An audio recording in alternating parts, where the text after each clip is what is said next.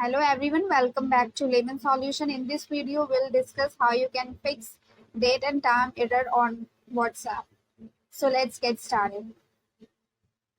In this method, you have to first go to setting option on your phone.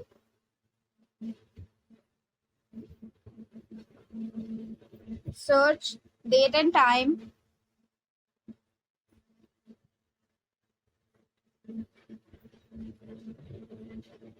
Date and time. Here under set automatically, click on this and make this use network provider time. Also automatic time zone, make it on. Here. In this way you can fix the error on WhatsApp. Close this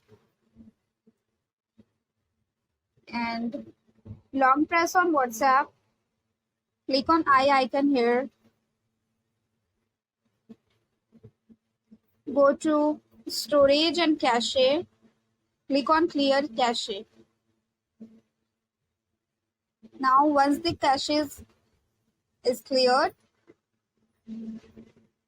press your power button and restart your phone. In this way you can fix the time and date error on WhatsApp. I hope you like this method. Thank you very much.